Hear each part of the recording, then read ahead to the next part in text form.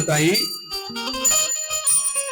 तब भगवान सहज ही गोपियों के हृदय में प्रवेश हो गए। इसका मतलब यह है कि कोई भक्ति करना चाहता है और समाज उसकी भक्ति में रोड़े अटका रहा है, तो भगवान ऐसे भगत की मदद करते हैं। समाज जब हमारी भक्ति में बाधा डाले तो हमको क्या करना चाहिए? तो भगवान कहते हैं फिर हमें मानसिक भक्ति करनी चाहिए। तुम्हारे जाने आने से घर में तकलीफ है, लोग रोकते टोकते हैं, तो समाहित भक्ति को रोक दीजिए और मानसिक भक्ति पूजा प्रारंभ कर दीजिए।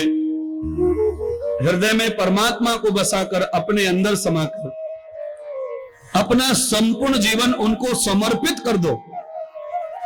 मत वृंदावन जाने दो, मत कथा में जाने दो, कहीं मत जाने दो, पर जो दिल में बसा लिया है उसे कभी कोई निकाल सकता नहीं है। दिल के भगवान को कोई नहीं निकाल सकता। सारी चीजों पर प्रतिबंध लग जाता है, पर हृदय रूपी भक्ति में समाये भगवान पर प्रतिबंध कभी नहीं लगता। देवं दर्शनम प्रियाम, देवं दर्शनम प्रियाम, देवं यथा रुसिता योगक्षेमो देवस्य भक्ति रूपे समाहर। आज गोपियों का भगवान ने सहज कल्याण करके संपूर्ण गोपियों के साथ में भगवान ने अलग अलग अवतार लिया। गोपियां जहां जहां निवास करती हैं भगवान वहीं समा गए। अब मैं भागवत को थोड़ा अध्यात्म की तरफ ले जा रहा हूं।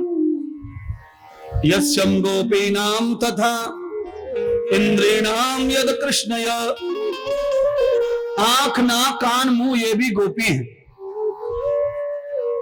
आंखों में अगर किसी का रूप समा गया है तो आंख फोड़ने के बाद भी वो रूप कभी बाहर निकलता नहीं है महाराज। आंखों को गोपी का दर्जा प्राप्त है, कानों को गोपी का दर्जा प्राप्त है, जीवा को, नासिका को।